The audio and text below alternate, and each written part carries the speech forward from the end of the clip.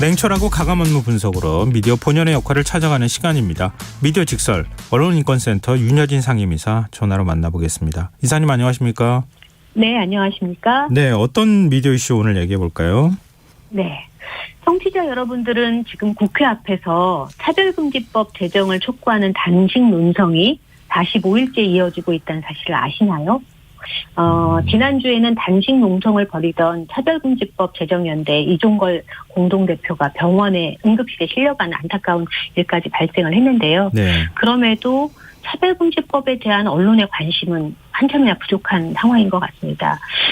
차별금지법은 지난 2007년부터 15년간 제대로 된 논의가 이루어지지 못한 채 법안 발의와 폐기를 반복해왔습니다. 네. 현재 21대 국회에서도 4건의 법안이 계류되어 있는데 고 변희수 하사의 안타까운 사건 이후 차별금지법 제정에 관련된 관심은 커졌지만 신문과 방송에서 여전히 관련 보도를 찾아보기 힘든 실정인데요. 왜 언론에서는 이걸 제대로 다루고 있지 않은지 오늘 미디어 직설 코너에서는 이 이야기를 좀 나눠보려고 합니다. 구체적으로 우리 언론이 차별금지법과 관련해서 어떻게 보도하고 있습니까? 민주언론 실천연합이 지난 4월 11일부터 한 달 동안 차별금지법 관련 보도와 관련된 분석을 좀 했어요. 그 분석 보고서에 좀 의하면 네이버 랭킹 뉴스의 차별금지법 보도를 분석한 결과 네. 그 보도 양이 0.04%에 머물렀다는 겁니다. 그 사이 그러니까 4월 11일부터 5월 11일까지의 기간이 대단히 큰 이슈들이 많이 있었는데 네. 예를 들면 가평 계곡 살인사건 같은 경우에도 573건이나 보도됐는데 차별금지법과 관련된 보도는 340건이 머물렀어요. 종합일간지, 경향동아, 조선, 중앙일보, 한겨레, 한국일보, 그다음에 경제지인 매일경제와 한국경제에서는 다 통틀어서 경향과 한겨레에서 각각 31건씩 보도했고 한국일보는 9건, 동아, 조선, 중앙, 한국경제는 1건에서 3건, 매일경제는 1건도 없었습니다. 그 보도 내용이. 네. 그런 지금 그런 실정이라고 좀 말씀드릴 수 있을 것 같아요. 주로 이제 신문과 관련해서 말씀해 주셨는데요. 방송은 어땠습니까? 네. 방송도 비슷합니다.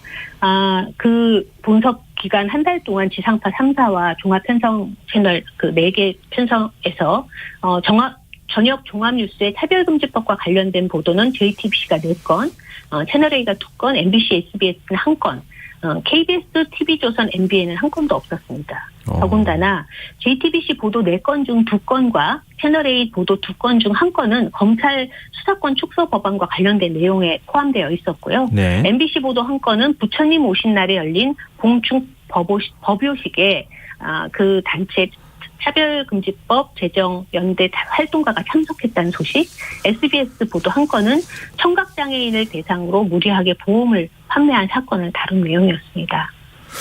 또 오늘 국회에서 차별금지법에 대한 공청회 열렸잖아요. 맞습니다. 15년 만에 처음 열렸다고 그러니까 보여집니다. 15년 만에 처음 열린 공청회면 그래도 다른 법안이라 할지라도 좀 관심을 기울였을 것 같은데 오늘 보도는 어땠습니까?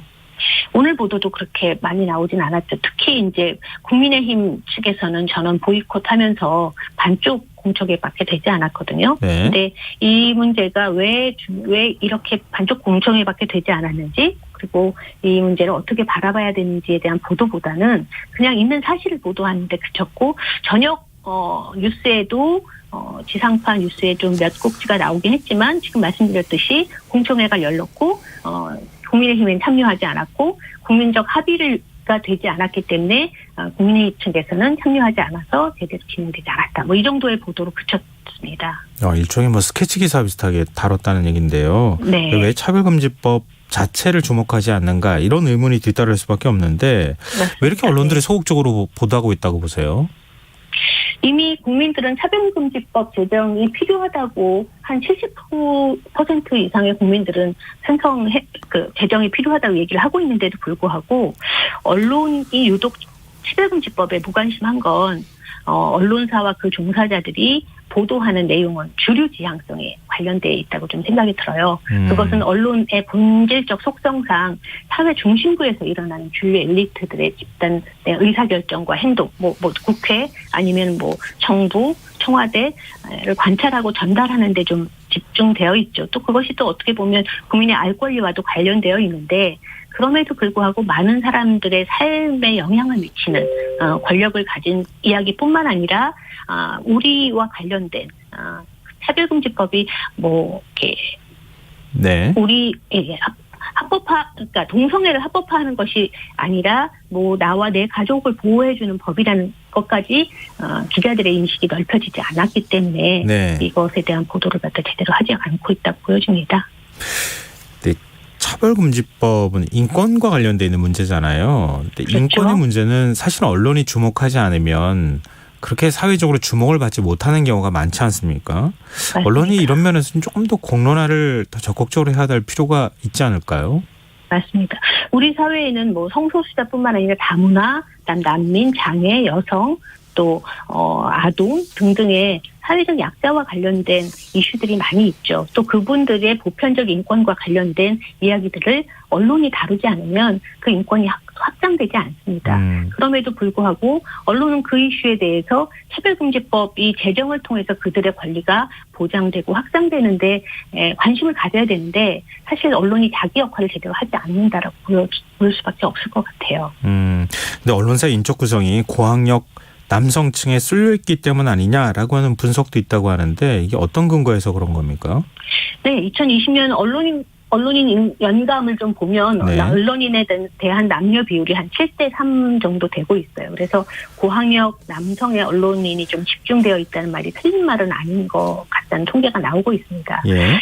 이 문제와 관련해서 사실 다양한 사람들, 다양한 분야에 있는 사람들에 대한 보도를 해야 하는데 특정에 몰려있다면 제대로 보도가 되지 않잖아요. 그래서 이 문제를 해결하기 위해서 뉴스룸을 좀 다양하게 좀 구성해야 되는 거 아니냐라는 얘기가 좀 나오고 있고요. 네. 성별과 연령, 뭐 인종, 출신 등을 고려해서 뉴스룸의 인적 구성을 좀 다양하게 해야 된다. 또 소통도 서로 간의 소통을 강화하고 언론사의 편향된 시각을 좀 상당 부분을 바꿔나가야 된다라는 취지로 이런 시도들을 좀 하고 있는 걸로 알고 있습니다. 또 최근에 뭐 미국의 뉴욕타임즈나 영국의 BBC 같은 경우에도 또 유럽의 방송사들도 이런 움직임에 앞장서서 시도를 하고 있고 또 거기에 따른 나름의 유의미한 성과들이 나오고 있어요. 국내 언론사에서도 몇몇 신문과 방송을 중심으로 뭐 젠더 감수성을 높이는 뭐 소통을 높이는 뉴스룸을 좀 다양화하기 위한 시도가 이루어지고 있는데 네. 국내 현실에 맞는 이런 다양한 시각들을 좀 갖추는데 언론인들이 좀 노력을 해야 된다고 보여집니다. 차별금지법 취지를 개정 취지를 아예 왜곡하는 언론 보도도 있습니까? 그렇죠.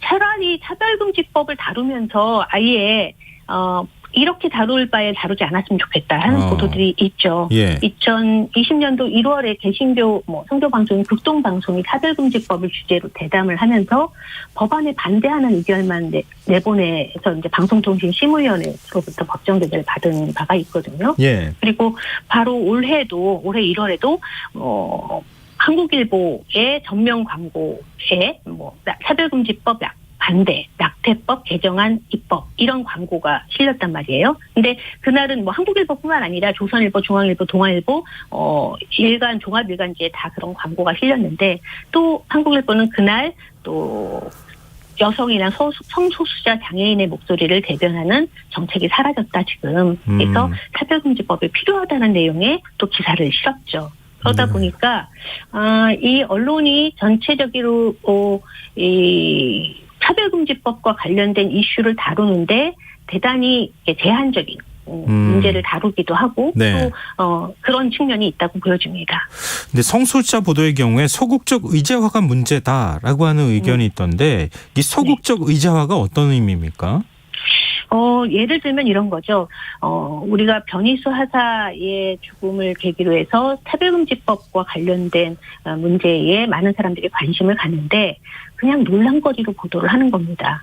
이것은 우리와 다른 사람들의 이야기로 제안해서 기사를 그 문제를 프레임화시키든지요. 네. 예를 든다면 작년에 지상파 방송에서 보헤미안 랩소디와 관련된 영화를 상영을 했는데 네. 그 프레디 머큐리 같은 경우에는 성소수자로서의 어떤 동성애자로서의 삶의 모습을 보여준 영화였음에도 불구하고 네. 동성애자끼리의 키스 장면을 삭제한다든지 네. 네, 이런 것들을 보면은 소수자 보도와 관련해서 그들의 삶의 어떤 절박함이라든지 왜 그들이 생존의 문제를 갖다 이렇게 다루고 있는지에 대해서 바라보지 않고 완전 타자화시키고 그들의 문제를 논란거리 정도로 축소시킨다든지 프레임에 갇혀버리게 만드는 것이라고 좀 보여집니다. 포털은 어떻습니까? 포털도 뭐 언론 기능을 하고 있으니까요. 포털이 어떻게 그렇죠. 뉴스 배치하는가도 중요하지 않겠습니까? 네, 네이버 기사 댓글에서 혐오 표현이 심심치 않게 발견되고 있어요. 한겨레 차별금지법 관련 기사의 아래의 댓글을 보면 차별금지법 반대, 변태 성욕자들의 취업 축제를 안 볼 권리를 달라 등등의 댓글이 달리고 있고 또 그것뿐만 아니라 아프리카 난민의 하루를 다룬 뭐 한국일보 기사의 댓글에도 뭐 당신들의 나라로 돌아가라, 추방해야 된다라는 등의 댓글들이 달리고 있습니다. 이런 것들은 지극히 이제 그 혐오적인 표현들을 그대로 노출시키고 있다라고 보여지는데 사실 네이버에서 이용 약관의 혐오 표현과 컨텐츠 정의나 규제를 조항하는 것을 좀 명시를 하고 또 혐오 표현의 기준을 국가인권위의 혐오 표현 리포트에서 발표한 표현의 정의에 부합하는 수준으로 좀 개선할 필요가 있죠. 그래서 혐오 표현의 현황에 대한 실태 파악을 위한 노력과 개선책 등을 네이버 측에서도 포털 측에서도 관리를 해야 된다라고 좀 보여집니다. 언론 미디어 단체들은 차별금지법 제정이 오히려 언론의 변화를 앞당길 수 있다. 이런 진단을 내놨다고 하는데요. 이게 어떤 의미고 이사님은 어떻게 보십니까?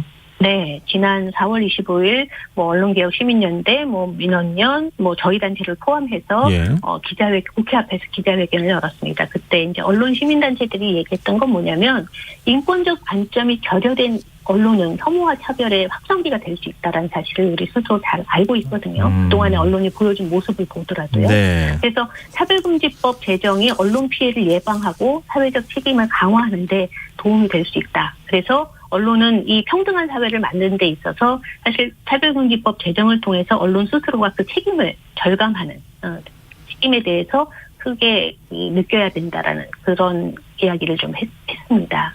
네, 알겠습니다.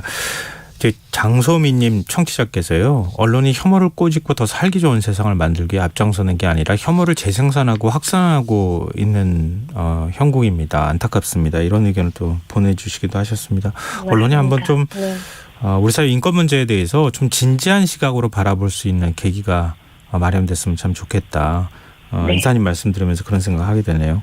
네, 오늘 말씀 여기까지 듣겠습니다. 말씀 고맙습니다. 네, 감사합니다. 네, 지금까지 미디어 직설 언론인권센터 윤여진 상임이사와 함께했습니다.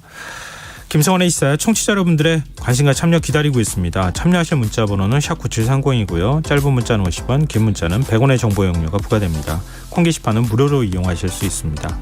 김성원의 이사 1부 순서는 여기서 마무리하겠습니다. 전 11시 전과 2부에 다시 오겠습니다.